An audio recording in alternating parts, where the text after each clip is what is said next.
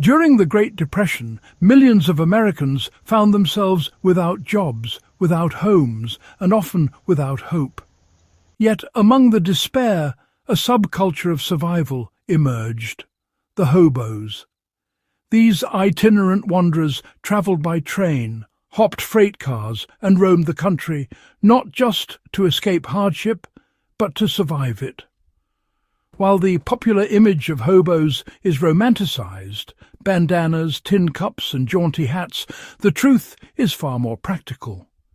Their survival relied on sharp observation, ingenuity, and a set of secret scavenging tricks that allowed them to find food, shelter, and work when society's safety nets had vanished. Today we'll dive into those techniques, explore how they were executed, and see how understanding them can provide timeless lessons in resourcefulness and survival. Hobos mastered the art of finding food in plain sight. One of the most critical skills was locating sustenance. Hobos learned to read the rhythms of the towns they travelled through. They knew which factories produced food scraps, which bakeries closed in the evening, and which markets left discarded vegetables behind. They often relied on urban environments as a living pantry, finding nutrition in unexpected places like abandoned crates, dumpsters, or even compost heaps. The method was more than luck. It was observation. Hobos studied routines, watched employees' habits, and memorized schedules. This allowed them to anticipate when and where food would become available. Modern survivalists can apply the same principle in any situation where resources are scarce. Careful observation of patterns can reveal opportunities. Understanding your environment and acting strategically turns scarcity into an advantage. Scavenging was about more than food. Hobos transformed trash into tools and gear that met their needs on the road. Tin cans became cooking vessels, broken crates turned into temporary bedding, and old clothing was repurposed into protective layers or bags. Creativity was key. They evaluated every discarded object for potential function. For practical application today, this teaches a universal lesson in resourcefulness. Items that seem worthless in one context can become invaluable in another.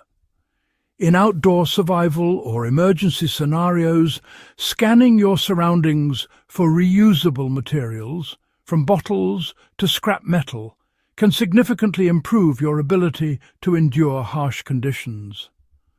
Hobos demonstrated that functionality, not appearance, dictated value. Hobos' relationship with the railroad was complex but essential. Freight trains offered transportation across vast distances, but they were also rich sources of intelligence.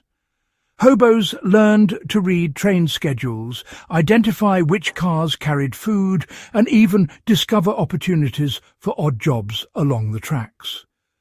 They memorized the signs of patrolling security and avoided danger, ensuring their travels were efficient and safe.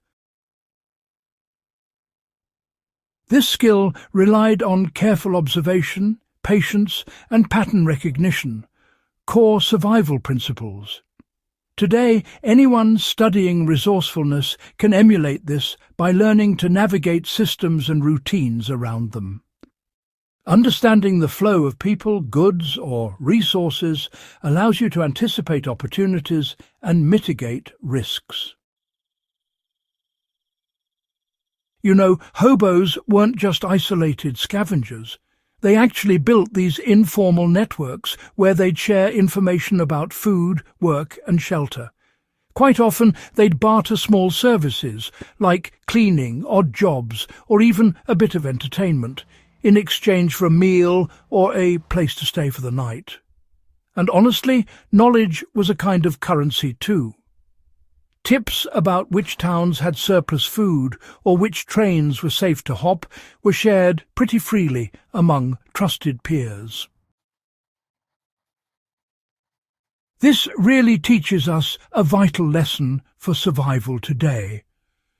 Collaboration and intelligence sharing can, well, seriously amplify your resourcefulness.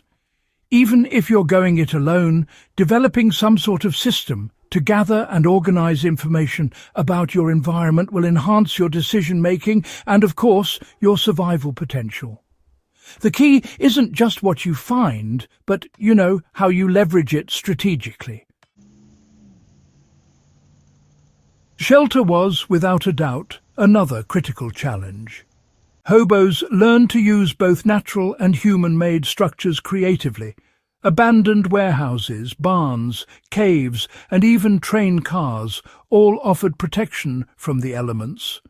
Often they'd layer materials like burlap, cardboard, or discarded clothing to insulate themselves during those freezing nights. And fire, well, that was another essential tool. A small, carefully hidden blaze could provide warmth and comfort without drawing any unwanted attention. For modern survivalists, this really underscores the principle of using available resources to create layered protection. Evaluate your environment for structures that can be repurposed and, combine natural and man-made materials to optimize warmth, dryness, and safety. Even basic layering techniques can make a dramatic difference in harsh conditions. Hobos succeeded because they didn't just react, they planned.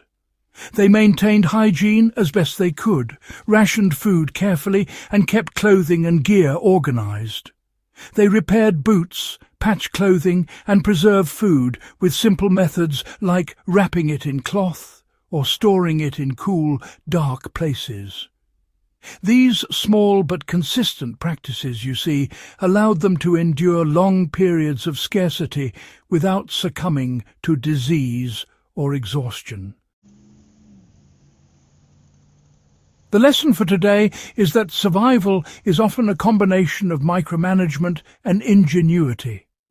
Small, disciplined habits, whether in rationing, repair, or sanitation, compound into long-term sustainability. Understanding and maintaining these routines increases your ability to endure extended challenges. Ultimately, what made Hobos' survival strategies extraordinary wasn't just the tricks themselves, it was the mindset.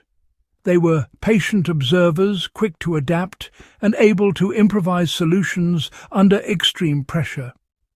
Every town, every train, every discarded item was a resource to be evaluated and exploited with care and intelligence. Modern outdoor enthusiasts or survivalists can take a page from this approach. Treat every environment as a source of opportunities, practice creative problem-solving, and maintain flexibility.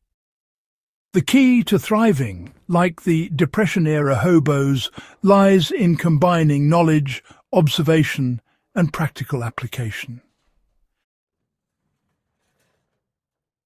The secret scavenging tricks that allowed hobos to survive the Great Depression were lessons in ingenuity, observation, and practical resourcefulness. By reading their environment, repurposing discarded materials, and creating informal networks, they endured hardship that would have overwhelmed many. Today, their methods provide a blueprint not just for historical understanding, but for real-world survival skills that remain relevant. If you enjoyed uncovering these hidden survival strategies, subscribe to Backyard Wisdom for more insights into historical ingenuity and practical survival techniques. Share this video with fellow history enthusiasts and survivalists. because lessons from the road in the 1930s are timeless tools for anyone seeking resilience and self-reliance.